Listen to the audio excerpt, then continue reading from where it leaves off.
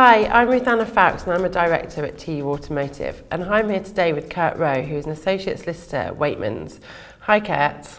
Hello again. I know. So we spoke to Kurt earlier, and off camera we had a little bit of a chat about cybersecurity. So we thought we'd bring him back because it's such an interesting topic at the moment. So I'm going to hand over to Kurt and let him give us his thoughts from the legal perspective on cybersecurity, which is such a pertinent topic of conversation at the moment within the automotive and obviously the insurance industries as everything becomes more connected. So Kurt, what do you think? What are your thoughts? Cyber.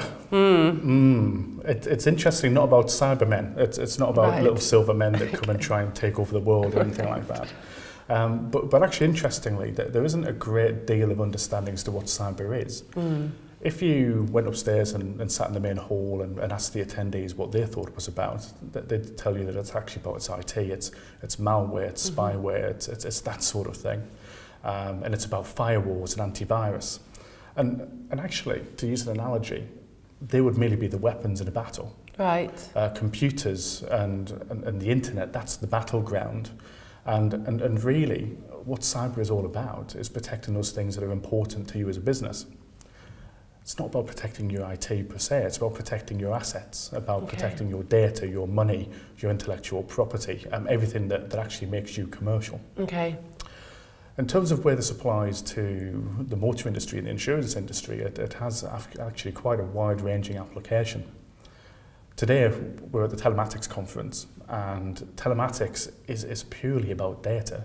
It's about the collation of data, the transmission of that data electronically to somebody else, be that the insurer direct or a telematics provider, and about that transfer again onto an insurer or the ultimate end user. So cybersecurity actually is a very interesting and important point. Yeah. And having listened to some of the speeches today, obviously they're very heavily focused on telematics and increasing market share for insurers and all the added value things that we can give, and that's all wonderful. But nobody actually has mentioned anything to do with security. Okay. That's a little concerning, really, when you consider how crippling a cyber event can be. Let's just, as an example, use a vehicle manufacturer that obviously we're not going to name, but they had a connected vehicle. And they were communicating with that vehicle, but they were communicating to an HTTP protocol. Oh, wow. What does that mean? It's techie. Basically, it's not in any way encrypted. It's easy to hack. It's easy to get hold of the information. And really, it should have been through a more secure protocol. They found out, they corrected it, thankfully, but it's that sort of error, and more importantly, I suppose, that sort of lackadaisical approach to security as a whole, which is a real concern. The message really for insurers and for motor manufacturers and for telematics providers is you've really got to look at the issue of cybersecurity. You really have to make sure that the data that your customers are giving you consent to use, they're trusting you with their privacy. You need to ensure that you're protecting that data and that you're doing everything that you can to make sure that data is adequately protected. Now, how do you do that? That's a really difficult thing. There's a number of things you can do. Obviously, you've got your IT. Great. Keep your IT up to date. Make sure that your Microsoft patches and your Apple patches are all updated and downloaded and installed correctly, that you've got good antivirus and installed and working. But actually, it's more about your culture as well. Okay. You need to educate your employees. You need to make sure that you have a coherent cyber risk policy. You need to have data and information security policies, making the protection of that data core. And if you do those things, and you make that the centre of everything that you do in terms of your customers' data, then you'll go a long way to actually mitigate the threat. Now, what is the threat? That's another key point. Firstly, it could be the loss of brand or reputation. That's pretty bad. Of course. We'll use an example of an insurance company who, it's a public knowledge, but I still won't name them for decorum. That's fine. They lost some data. They lost 5,000 customer credit card details. And they also gave hackers access to 110,000 live credit card records, helpfully including the 3-digit security code as well on the back of the card. Oh, wow. And that was all because they didn't keep their systems up to date. They didn't have a coherent cyber liability information data security policy. Now, they obtained a fine from the Information Commissioner's Office, pretty hefty. But you have to remember the Information Commissioner could only fine up to £500,000 at this point in time. Right. Which is not a lot. No, not to big organisations like that. We'll come back to that. Okay. But also think about the brand and reputation, because they had to contact all of these customers and say, we've lost all your details. We've given your credit card details to some thieves. Very sorry, please trust us. And ultimately, it was a mistake. These mistakes happen. These mistakes are very costly. But it does go somewhere to damage brand and reputation. Oh, it's making me shiver just thinking about it. Absolutely right. And I said we'd come back to the Information Commissioner's Office and their £500,000 fine limit. In Europe, right now, there's a directive that's basically in the blocks. It's been debated for years. It's the European Data Protection Directive. Is it going to come in next week? No. Probably some point in the next couple of years. But one of the things that does is that increases the maximum fine from £500,000 to 5% of the offending company's global annual turnover. So let's just That's a big hit. Pick a vehicle manufacturer. What's 5% of their annual turnover? God, I wouldn't even want to hazard a guess. How many companies? A vast amount of money. Indeed, and how many companies could potentially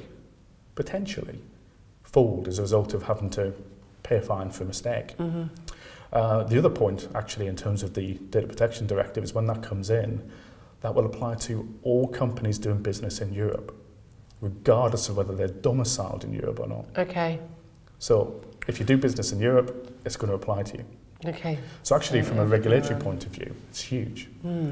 But again, the important point isn't really the regulatory fine. It's not that. That's difficult. That's bad. It's about the loss of trust, and it's about the loss of the thing that makes you as a business really important. And that's the loss of trust from your customers, the loss of valuable data. We've heard today how data is an incredibly valuable commodity for insurers and for everybody else, and data passports and data licensing. That's what makes the world go around at the moment, it does indeed. But if you lose it, and for example, Sony Pictures and that terrible attack that they had, which meant that they lost films, it can be financially damaging.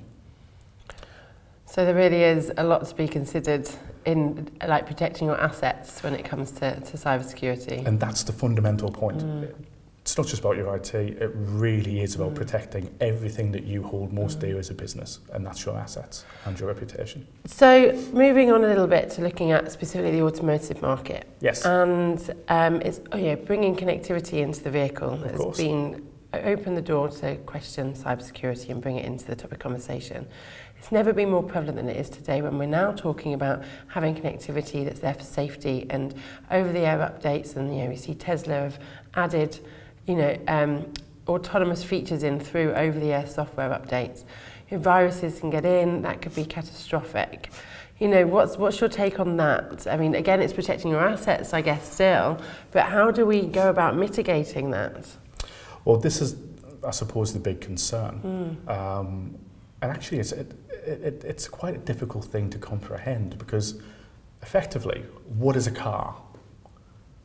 20, 30, 40 years ago, it was a mechanical piece of engineering equipment. It's not anymore. It's not. We don't have mechanics anymore. We have IT engineers, we have software engineers, we have programmers. The first thing that a vehicle repairer will do when a car goes in is plug a laptop in and see what's going on. So you have that. So they're already, even before you start looking at autonomous features, they're already big areas of electronic communication. Yeah.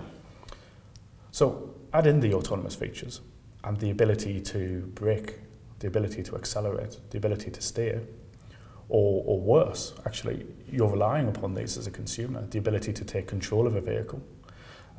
It's certainly a concern. And I don't want to sit here and be a doom monger and say we're all going to die. Yeah. That would be a terrible thing to do. But actually, it's trying to stop that from happening. Exactly, and it's a serious consideration that the more connected the vehicles are, the more at risk they are of a cyber attack. And a cyber attack on a business with the theft of data is bad enough, but a cyber attack on a connected vehicle network could potentially be catastrophic.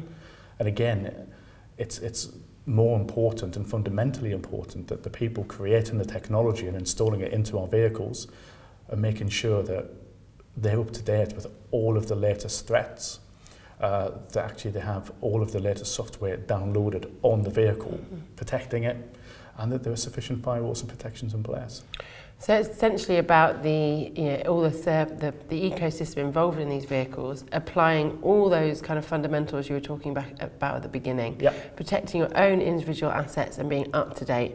And if everybody falls in line with that, then we should have a very secure system that is unhackable. Let's be clear, nothing's unhackable. I think if I sat here and said that it was unhackable, I'd be probably laughed out of the room. Probably. And cyber threat is an evolving beast. It's like fraud, it's like theft. Criminals, they're ingenious. They're always looking for... Just takes one person. Yeah, it sounds like I'm being respectful, I'm not. But it comes across that, they need to look for a particular new avenue. The door's being closed on one particular tactic, let's come up with a new one. It's about them making money and actually getting their message across. So you'll never, ever 100% prevent an issue, but you can go a long way to mitigating the threat. And the way to mitigate it is by having the right sort of technology, the right sort of software update on the vehicle at the time, and even educating your customer as well. That has to be fundamentally important, not just for business, but for your customers as well. Educate them on the cyber threat and how they can best protect themselves.